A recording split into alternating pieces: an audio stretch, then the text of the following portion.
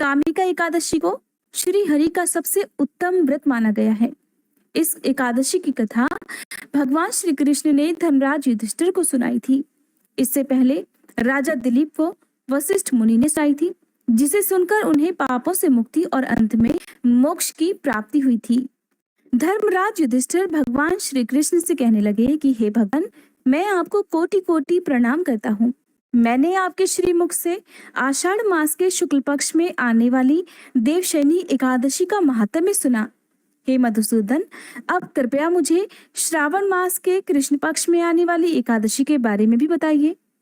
धर्मराज की ये बात सुनकर मनोहर मुस्कान वाले भगवान श्री कृष्ण कहने लगे, हे धर्मराज, जो प्रश्न अभी अभी तुमने किया है वही प्रश्न लेकर परम शुद्ध भक्त देवर्षि नारद एक बार सृष्टि के रचयिता श्री ब्रह्मा जी के पास गए थे।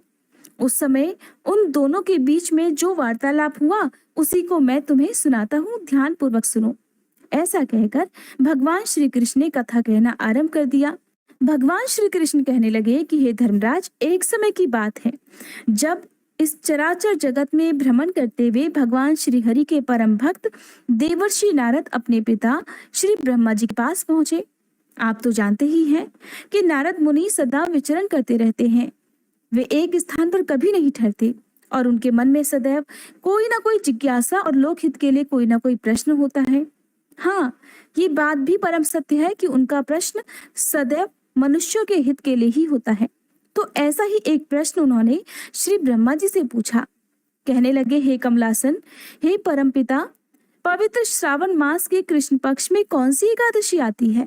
उसकी पूजा विधि क्या है? इस दिन किसकी आराधना करनी चाहिए और इस व्रत से क्या लाभ होता है? कृपया मुझे बताइए। नारद मुनि की बातों को सुनकर, उनका प्रश्न सुनकर श्री ब्रह्मा जी कहने लगे, हे नारद, लोक कल्याण के लिए जो तुमने मुझसे प्रश्न पूछा है, अब उसका उत्तर भी सुनो। श्रावण मास के कृष्ण पक्ष में आने वाली परम कल्याणी एकादशी को कामिका एकादशी कहा जाता है और ये एकादशी इतनी पावन, इतनी पवित्र होती है कि उसके स्मरण और श्रवण मात्र से ही वेदों में वर्णित वाजपेय यज्ञ करने का फल प्राप्त हो जाता है। जो मनुष्य इस एकादशी के दिन चतुर्भुज रूप में शंख, चक्र, गदा और पद्म धारण किए हुए भगवान श्री हरि की पूजा करता है, उसे हर प्रकार के पुण्य फल की प्राप्ति होती है। भगवान को इस दिन श्री हरि का पूजन करने से जो लाभ प्राप्त होता है, वही लाभ उसे गंगा, नैमिषारण्य और पुष्कर क्षेत्र में भी प्राप्त नहीं हो पाता। जब सिंह राशि बृहस्पति के संयोग में सोमवार के दिन आने वाली पूर्णिमा के शुभ अवसर पर गोदावरी नदी में स्नान करने से जिस पुण्य फल की प्राप्ति होती है, वही पुण्य फल कामिका एकादशी के दिन भगवान श्री हरि की आराधना करने से मिल जाती है।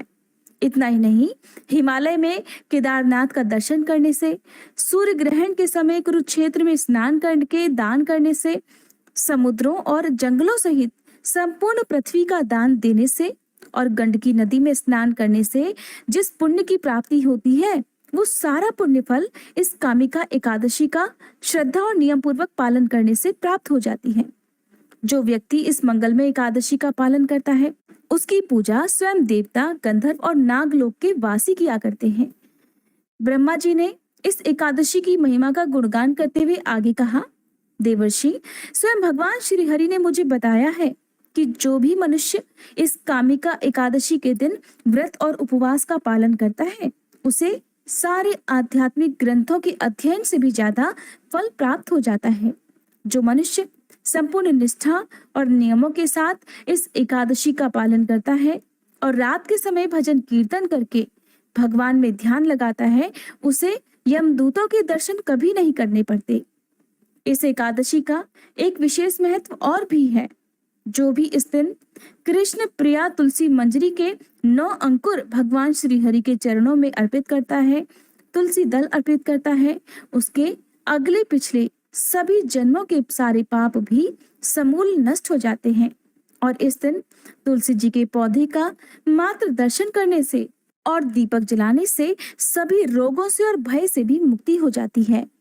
तुलसी महारानी भगवान श्री हरि को इतनी प्रिय है कि वो बिना तुलसी दल के अपना कोई भी भोग स्वीकार नहीं करते हैं।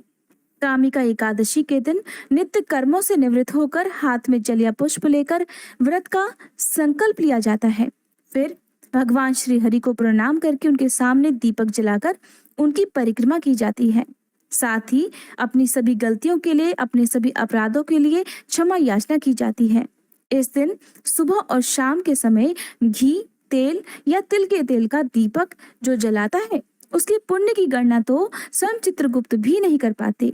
इस प्रकार भगवान श्री कृष्ण ने धर्मराज युधिष्ठिर को ब्रह्मा जी द्वारा देवर्षि नारद को बताई गई कामिका एकादशी की महिमा का वर्णन किया और अंत में कहा कि ब्राह्मण हत्या, भ्रूण हत्या या स्त्री हत्या से जो पाप उत्पन्न होते हैं, उनका नाश भी कामिका एकादशी व्रत का नियम और श्रद्धा पूर्वक पालन करने से ही हो जाता है।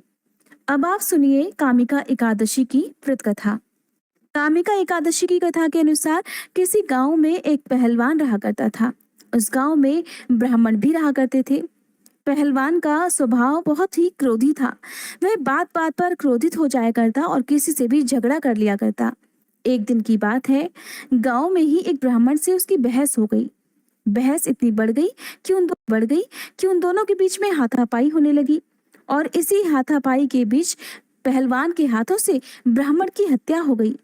अपने हाथों से मारे गए ब्राह्मण की क्रिया उस पहलवान ने करनी चाहिए, लेकिन पंडितों ने उसे क्रियाकर्म में सम्मिलित होने से मना कर दिया।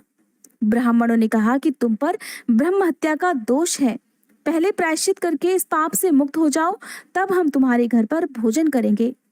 तब वह पहलवान पूछने लगा कि हे महाराज, इस पाप से मुक्त होने के क्या उपाय हैं?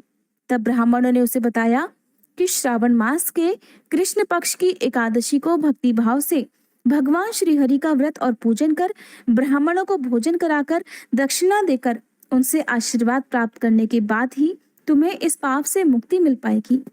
तब पंडितों के बताए हुए विधि अनुसार व्रत करने वाली रात में भगवान श्री हरि ने उस पहलवान को दर्शन देकर कहा कि मैंने तुम्हारा व्रत स्वीकार किया है, अब तुम्हें ब्रह्महत्या के पाप से मुक्ति मिल गई है। इस व्रत को करने से ब्रह्महत्या, भ्रूण हत्या आदि सभी पापों का नाश हो जाता है और ऐसा व्यक्ति इस लोक में सभी सुख भोग कर अंत में विष्णु धाम को जाता है। इस कामिका एकादशी के महात्म्य को जो भी भक्त सच्चे मन से पढ़ता है या दूसरों को सुनाता है, उस मनुष्य को भी अंत में स्वर्ग लोक की प्राप्ति होती है। ये थी कामिका एकादशी की कथा। अब सुनिए 11 माता की आरती। ओम जय एकादशी माता, मैया जय एकादशी माता, विष्णु पूजा व्रत को धारण कर शक्ति मुक्ति पाता। ओम जय एकादशी माता, तेरे नाम गिनाऊं देवी, भक्ति प्रदान करनी, गण गौरव की देनी, माता शास्त्रों में वरनी। ओम जय एकादशी माता।